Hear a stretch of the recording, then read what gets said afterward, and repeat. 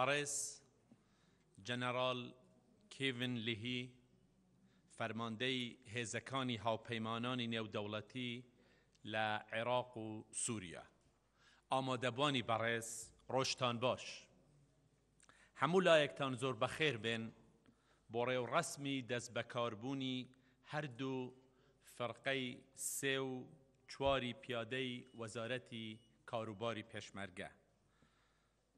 پاش ئەوەی ئۆکتۆبەری ڕابردوو فەرمانی هەرێمیمان بۆ دامەزراندنی ئەو دوو فەرقەیە دەرکرد، زۆر خۆشحاڵین کە ئەمڕۆ وەک بەشێک و هەنگاوێکی دیکەی پرۆسەی چاکسازی و یەکخستنەوەی پێشمەرگە لە ژێر چەتری وەزارەتی کاروباری پێشمەرگەی حکوومەتی هەرێمی کوردستاندا دەست بەکار دەبن.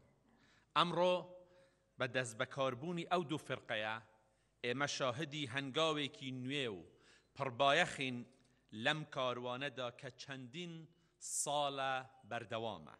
ئەم دەستکەوتە تەنها دەستکەوتێکی ڕێخستن یان کاریگەری نییە، بەڵکو نیشانەی ئیرادەی پتەومانە بۆ پتەومان و بەرهەمی ئەو قوربانیە گەورانەیە کە گەلی کوردستان و پێشمەرگە لە ماوەی چەندین دەیەدا پێشکەشیان کردووە. بەڕێزان، پێشمەرگە تەنها هێزی سەربازی ئاسایی نییە، بەڵکو هەمیشە هیمای قارەمانەتی و فیداکاری و پارێزەری ئاسایشی کوردستان و بەشێکی گرنگی ناسنامەی نیشتیمانیمان بووە. هەر لە یەکەم ڕۆژی دروستبوونیەوە هێزی شۆڕش و پارێزەری گەلی کوردستان بووە، کاتێک ڕێکخراوی تێرۆریستی داعش وەک هەڕەشەیەکی جیهانی دەرکەوت. پێشمەرگە لە ڕێزی پێشەوەی ئەو هێزانە بوو کە ڕووبەڕووی ئەم مەترسی و هەڕەشانە بوونەوە. پێشمەرگە قارەمانانە شەڕێکی قورسی لە پاڵ هاوپەیمانانی نێودەوڵەتی دژی داعش بەڕێوە برد و بۆ جیهانی سالماند کە تەنها هێزێک نییە بۆ بەرگری لە کوردستان و بۆ پاراستنی پێکەوە ژیانی ئاشتیانەی هەموو پێکهاتەکانی کوردستان، بەڵکو قەڵغانێکە بۆ پاراستنی مرۆڤایەتی لەم هەڕەشە هاوبەشە. بۆیە ئەو شانازیەی پێبرا کە بەرگری لە تەواوی مرۆڤایەتی بکات لە جیهان و لە پێناو ئەوەشدا بە گیان و خوێن بجەنگێت، لە کۆتاییشدا سەرکەوت و لە ژێر فەرماندەهی سەرۆک مەسعود بارزانی ئەفسانەی داعشی تێکشکاند. بەهۆی قارەمانەتی و سەرکەوتنە مەزنەکانەوە پێشمەرگە لە ئاستی جیهانیدا بوو بە سمبولی ئازایەتی و مایەی شانازی گەلی کوردستان. لە ناو هەموو گەلان و وڵاتانی جیهاندا ناوی پێشمەرگە وەک جەنگاوەرێکی قارەمان لە پێناو پاراستنی مرۆڤایەتیدا دەرکەوت. بەڕێزان، ئەم دەستکەوتەی ئەمڕۆ بەدی نەدەهات ئەگەر پشتگیری هاوبەشەکانمان لە هاوپەیمانەتی نێودەوڵەتی نەبوایە کە بە شێوەیەکی کارا بەشدار بوون لە هەوڵ و هەنگاوەکانی ڕێخستنی هێزی پێشمەرگە، چ لە ڕێگەی مەشق و ڕاهێنان یان دابینکردنی پێداویستی سەربازی یان پشتگیری لۆجستیکی. ئێمە لە هەرێمی کوردستان سوپاس و پێزانینی قۆڵی خۆمان دووپات دەکەینەوە بۆ ئەو ڕۆڵەی کە دۆستانمان لە هاوپەیمانەتی نێودەوڵەتی بە سەرکردایەتی ئەمریکا بۆ پشتگیری ئێمە لە عێراق و هەرێمی کوردستان لە سەختترین کاتەکاندا گێڕاویانە. هەروەها بۆ یارمەتیدانمان لە پرۆسەی چاکسازی و یەکخستنەوە و ڕێکخستنەوەی پێشمەرگە. دۆستانمان لە هاوپەیمانەتی نێودەوڵەتی بە تایبەتی لە سەروی هەمویانەوە ئەمریکا، دوایین وڵاتانی تری وەک بەریتانیا، ئەڵمانیا، هۆڵەندا، هەنگاریا، ئیتالیا و فەڕەنسا بەشداریان لە دانانی بنەماکانی پێویست بۆ یەکخستنەوەی پێشمەرگە لە ژێر چەتری وەزارەتی کاروباری پێشمەرگەی حکوومەتی هەرێمی کوردستان کردووە کە هەماهەنگی و کارایی دەستەبەر دەکات و پێشمەرگە ئامادە دەکات بۆ ئەوەی ببنە هێزێکی پیشەیی و شەفاف، هێزێک بە دڵسۆزیەوە خزمەتی گەلی کوردستان بە هەموو پێکهاتەکانی دەکات و بەشێکی کاریا و کاریگەر دەبێت لە سیستەمی بەرگری عێراقدا. بەڕێزان، پێکهێنانی فرقەکانی سێەم و چوارەم و پیادەی پێشمەرگە ئەمڕۆ هەنگاوێکی گرنگ و استراتیجی بەرەو بەدیهێنانی ئامانجی گەورەترمانە کە بریتیە لە دروستکردنی هێزێکی نیشتیمانی یەکگرتوو، هێزێک کە پیشەیی و ڕێکخراوتر بێت و لە بەرامبەر هەر هەڕەشەیەک و مەترسیەک توانای پاراستن و بەرگریکردنی لە وڵات هەبێت. ئەم هێزانە لە ژێر چەتری وەزارەتی پێشمەرگەدا کار دەکەن و دڵنیایی دەدەن لەوەی هێزەکانمان هەمیشە لە ئامادەباشی تەواودا دەبن بۆ ڕووبەڕووبوونەوەی هەر هەڕەشەیەک لەسەر ئاسایشی هەرێمی کوردستان و پاراستنی ئارامی و سەقامگیری.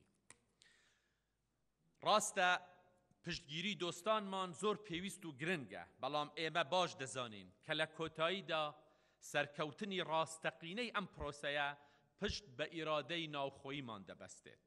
یەکخستنی هێزەکانی پێشمەرگە پێویستی بە کارکردنی هەمووانە بە ڕۆحێکی یەکتیمی و زاڵبوون بەسەر هەر دابەشبوونێک و ناکۆکیەک کە لەوانەیە ڕێگر بێت لەم پرۆژەیە نیشتیمانیەدا. پێشمەرگە دەبێ هێزێکی نیشتیمانی دوور لە سیاسەت و دەستێوەردانی حزبی بێت، هێزێک بێت تەنها و تەنها بۆ پاراستنی کوردستان.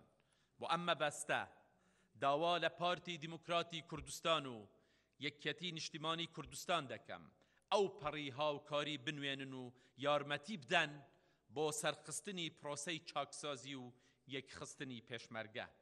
سەرخستنی ئەم پرۆژەیە ئەرکێکی نیشتیمانی و نەتەوەی هەمومانە و پێویستە هەرچی گرفت و کێشە هەیە چارەسەر بکرێن تاوەکو لە کۆتاییدا هەموو پێشمەرگە وەک هێزی نیشتیمانی کوردستان و لە ژێر چەتری وەزارەتی پێشمەرگەدا کۆ بکرێنەوە کە یەک سەرکردایەتی، یەک کۆنتڕۆڵ و یەک ناوەندی ئاراستەکردنی هەبێت. ئامادەبوانی بەڕێز وێڕای ئەوەی کە هەنگاوەکانی پرۆسەی چاکسازی و یەکخستنی پێشمەرگە پەپێی خواست و چاوەڕوانی ئێمە نییە، بەڵام کار و هەوڵەکانی ئێمە بۆ سەرخستنی ئەم پرۆسەیە لێرە ناوەستێت. ئەمە پرۆژەیەکی نیشتیمانیە، بەڵێنی ئێمەیە بەرامبەر بە گەلی کوردستان و خوێنی شەهیدان و نەوەکانی داهاتوو. بۆیە بە هەموو وزە و توانا و ئیرادە و پێداگیریەکەوە بەردەوام دەبین لە کارکردن بۆ سەرخستنی پرۆسەکە و بۆ ئەوەی هێزەکانی پێشمەرگە هەمیشە نیشانەی یەکڕیزی و هێز و قەلغانێک بن بۆ پاراستنی کوردستان لە هەموو هەڕەشە و مەترسیەک. هەر لەم بۆنەیەدا و لە کاتێکدا هاریکاری و هەماهەنگی پێشمەرگە لەگەڵ هێزەکانی سوپای عێراق زۆر بە پێویست و زۆر گرنگ هەڵدەسەنگێنین. داوا لە حکوومەتی فدرالی عێراق دەکەم بە پێی دەستور و یاسا مامەڵە لەگەڵ پێشمەرگە بکات و وەک بەشێک لە سیستەمی بەرگری عێراق لە هەموو ڕۆیەکەوە ئەرک و پابەندیەکانی خۆی بەرامبەر بە پێشمەرگە جێبەجێ بکات. قارەمانەتی و قوربانیەکانی پێشمەرگە و خوێنی پاکی شەهیدانی نەمری کوردستان لەگەڵ پشتگیری هاوبەشەکانمان لە هاوپەیمانی نێودەوڵەتی و پابەندی هاوبەشمان وا دەکەن ئەمڕۆ لێرە بە شانازی و سەربەرزیەوە لە کاروانی خزمەت و پێشخستنی کوردستان بەردەوام بین و هەرگیز کۆڵ نەدەین لە هەوڵی یەکخستنەوەی پێشمەرگەدا. دڵنیام ئەم دەست بەکاربوونەی هەردوو فڕقەی سێ و چوار بەردەوامی و بەرەو پێشچوونی پرۆسەی یەکخستنەوەی پێشمەرگە وێڕای هەموو بربەستێک و کێشەکان مایەی خۆشحاڵی زۆری گەلی کوردستان و گیانی شەهیدان شاد دەکات. هەروەها لە کاتێکدا کە ناوچەکە بە دۆخێکی ئاڵۆزدا تێدەپەڕێ و ڕوبەرووی چەندین ئالنگاری دەبینەوە، گەلی کوردستان زۆر بە پەرۆش و بە ئومێدەوە چاوەڕێی هەواڵی پێکهێنانی کابینەی حکوومەتی هەرێمی کوردستانە. بۆیە داوا لەلایەنە سەرکەوتوەکانی هەڵبژاردن دەکەم ئەمە بکەنە ئەولەویەتی یەکەمیان و بەسەرکەوتنی گفتوگۆکان و ڕێککەوتن و پێکهێنانی حکوومەتی تازە دڵی گەلی کوردستان بە هەموو پێکهاتەکانیەوە خۆش بکەن. بە زووترین کات حکوومەتێک پێک بهێنن کە وەڵامگۆی داوا و پێشبینیەکانی هاوڵاتیانی هەرێمی کوردستان بێت. دەستخۆشی و سوپاس و پێزانین بۆ هەموو ئەوانەی بەشداریان لە بەدیهێنانی ئەم دەستکەوتە کردووە کە ئەمڕۆ لێرە ئێمە کۆبووینەتەوە. سڵاو و درود بۆ گیانی پاکی شەهیدان هەر سەرکەوتوو بن پێشمەرگە قارەمانەکانی کوردستان.